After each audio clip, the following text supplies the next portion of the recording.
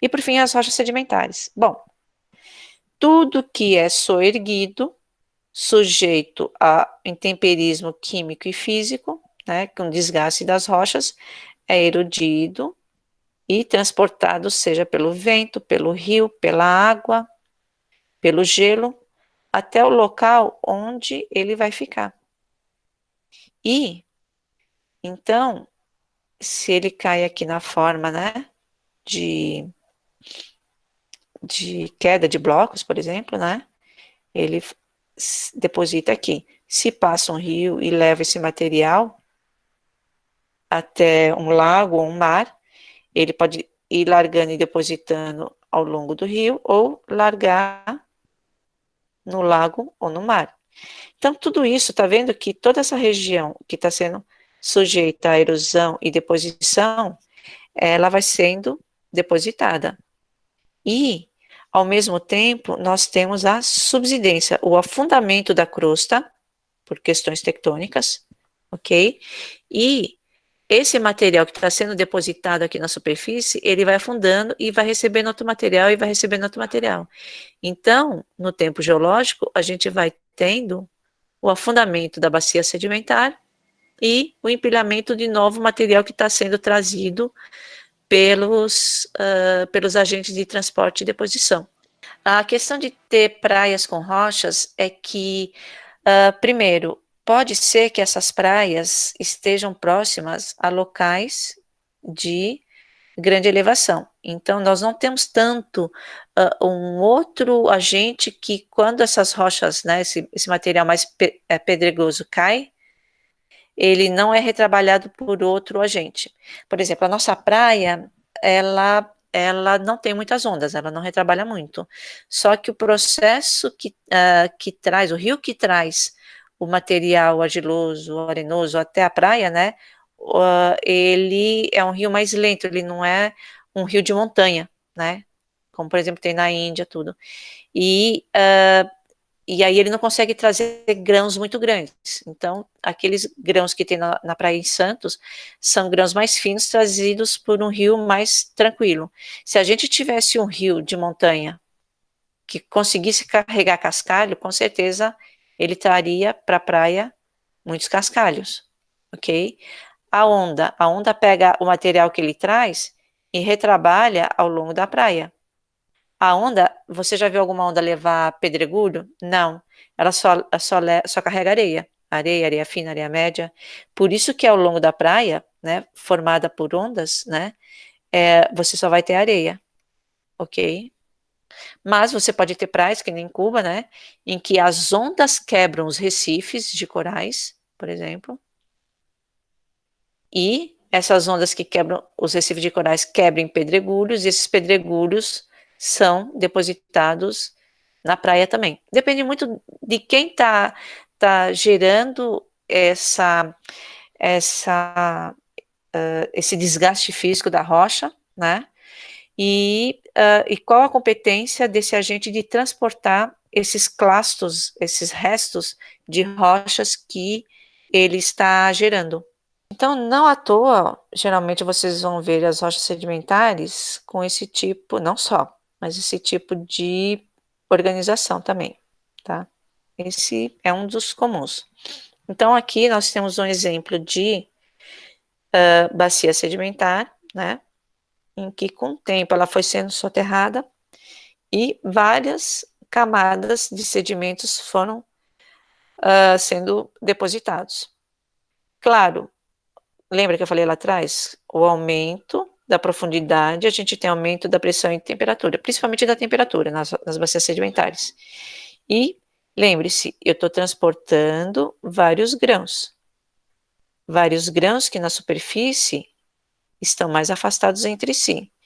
Conforme vai aumentando o peso da pilha sedimentar dos outros, né, sedimentos que estão sendo trazidos, esse arranjo vai ficando mais apertado.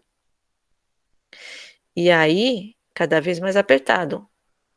Não o tamanho do grão, né? O espaço entre eles. Ok? Então, esse mesmo volume inicial, conforme vai aumentando a profundidade, vai diminuindo o volume. Vai diminuindo o volume por quê? Porque o espaço entre os grãos vão diminuindo. Então, o mesmo volume de sedimento na superfície, né, no fundo da bacia sedimentar, que tá toda empilhada por outros sedimentos, diminui o seu volume. Por quê?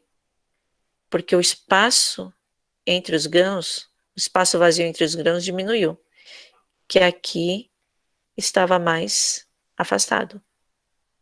E aí nós temos o intemperismo e a erosão. O intemperismo, aí eu vou dar uma aula só sobre isso. O que é o intemperismo químico, que ajuda a desfragmentar a rocha original, seja ela sedimentar, ígnea, metamórfica. Aí ele não tem o rearranjo de minerais, ele não tem o rearranjo de estruturas, né? Nós estamos desgastando a rocha, desgastando e soltando os minerais, né, da rocha. E todo esse material que é disponibilizado. Então, nós temos o químico e o físico, né? Próxima aula eu passo isso para vocês. E todo esse material disponibilizado solto, ele consegue ser transportado. Quando ele é depositado, seja aqui, ó. Deixa eu fazer um. Vocês vejam aqui que ele já tem uma queda de blocos aqui. Seja no pé da montanha, seja ao longo do rio, seja no lago que se tem, seja na praia, seja na plataforma continental, ok? Aonde ele depositar e esse local sofrer subsidência, ele vai ficar registrado no tempo geológico. Então, esse aqui corresponde a esse espaço, esse aqui corresponde a esse, né? Digamos que você faz um corte aqui, né? E a gente vê essa face aqui. Então, aqui vai ter os outros sedimentos, aqui os outros sedimentos, né, da parte fluvial, os sedimentos da parte da praia, os sedimentos da parte da plataforma, ok?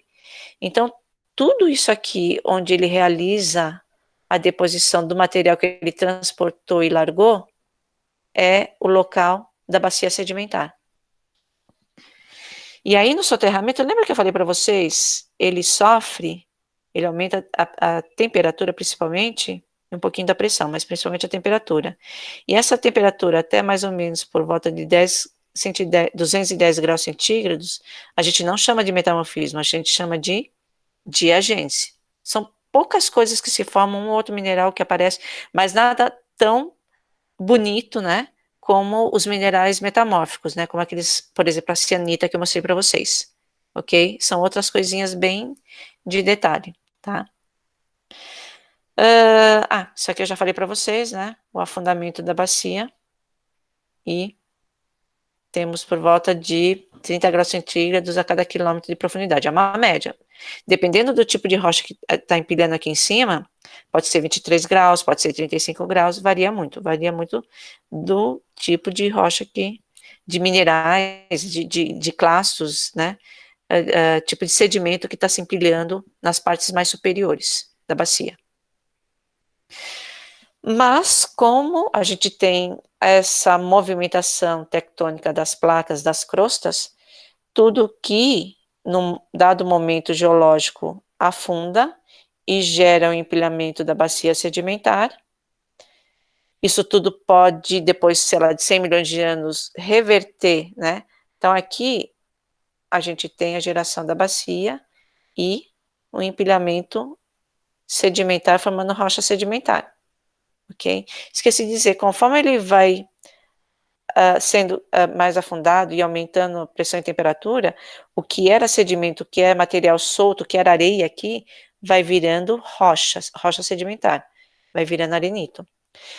Aí, isso tudo, né, por causa dos movimentos tectônicos, resolve subir e ser exposto acima do nível do mar, por exemplo. Tudo que está exposto sofre o quê? Erosão, né, em temperismo químico e físico, e o material volta a ser transportado e depositado numa outra bacia sedimentar. Então, o que sobra para nós geólogos?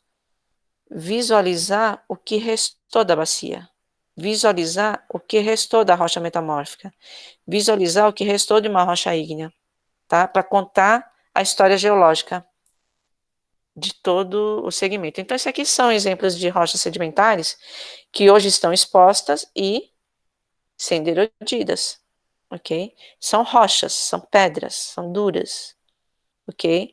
Só que todas elas são sedimentares e estão sendo erodidas agora. E aí, o geólogo ele consegue, através disso, contar a história dessa época do planeta. Consegue achar um mineral ou um fóssil, né? E com esse mineral ou fóssil, consegue dizer que idade que é, ou, e toda a história consegue dizer se foi formado em rios, né? E aqui, em depósitos eólicos. Como é que eu sei disso? Porque a gente estuda vários sinais, várias características que essas rochas possuem e que nos faz chegar à hipótese de que aquela primeira rocha que eu mostrei de rios foi gerada nesse contexto de rios e a outra foi gerada em depósitos eólicos. Ok? Então toda essa história a gente consegue contar também. Aqui também mostra para vocês, né, como as rochas ficam expostas e erodidas. Tá vendo que esse riozinho aí, que deve ser um rio que só enche na época das chuvas, erodiu todo esse espaço aqui da rocha? Então, esse é um rio atual que está erodindo toda esses restos de rochas, que agora estão separados, né? De rochas sedimentares que foram expostos no ambiente atual. Estão sofrendo erosão e todo esse material que ele está disponibilizando está sendo transportado e depositado em outra bacia sedimentar. Esse é um exemplo, né? Mostrei lá atrás para vocês de rocha metamórfica. Isso aqui é um exemplo de uma bacia sedimentar com rocha metamórfica de baixo grau, dobradas, e rochas sedimentares também de baixo grau, dobrado, nos dão a ideia de como houve a explosão da vida há cerca de 540 milhões de anos atrás. Então, nessa região do Canadá, foram encontrados um conjunto de fósseis que os pesquisadores puderam entender como a vida mudou a partir do Cambriano, né? É a época que marca o início da Idade Cambriana, né? Da Idade Geológica. Bom, então o ciclo das rochas no final é esse. Nós temos primeiro, né? Primeiro não, assim, é um contínuo. A dinâmica da Terra tem feito isso. Ela gera material, né? Deixa eu escolher uma outra cor que apareça aqui. Tem que ser preto mesmo. Ela gera um material ígneo, né? Esse material ígneo gera a litosfera oceânica. Litosfera oceânica chega a uma idade, ela tem um resfriamento grande e por volta de 180 milhões de anos, a densidade dela faz ela retornar, né, para o manto. Se ela encontra, né, está de encontro a uma placa, nesse caso, né, uma placa continental, uma parte dela, né, com material sedimentar, ígneo, tudo, né, que ela possui, sofre fusão parcial. Essa fusão parcial desse material, esses minerais, sobem, né, por diferença de densidade, podem se instalar na crosta, na litosfera continental, na forma de rochas plutônicas, ou extrudir na forma de vulcões, gerando a rocha ígnea plutônica e a rocha ígnea vulcânica e piroclástica, ok? De acordo com o intemperismo e erosão, né, os materiais erodidos, né, não só da rocha ígnea, mas de tudo que está soerguido, né, então de repente a gente tem aqui exposto também a rocha metamórfica. Assim, nesse contexto também nós temos grande pressão, deixa eu ver aqui qual que eu vou colher, grande pressão entre as rochas da placa oceânica e continental. Essa grande pressão gera aumento de temperatura e pressão, gerando rochas metamórficas que também uma hora são expostas, erodidas e desfragmentadas, e todo esse processo, esse material, né, sujeito ao transporte de rio, vento, geleira, etc., é transportado para a bacia sedimentar, depositado na bacia sedimentar, acumulado, né? Deixa eu.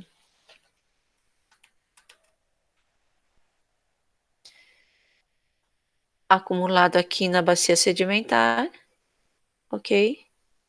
Que, dependendo da profundidade que ele chega, pode gerar rochas metamórficas por sobrecarga, né, dos outros sedimentos que estão se empilhando aqui na bacia sedimentar, ou se ele continuar encontrando o atrito não, a convergência da outra placa também pode sofrer metamorfismo. Então, de uma forma geral, nós temos o quê?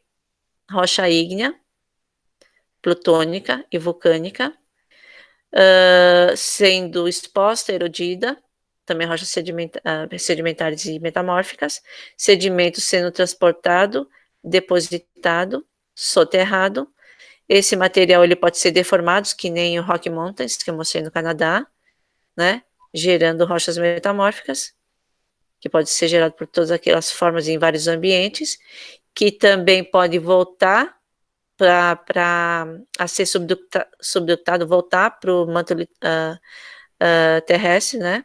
Sofrendo fusão parcial virando rocha ígnea, ou ele pode soerguer, sofrer erosão, transporte e deposição de novo.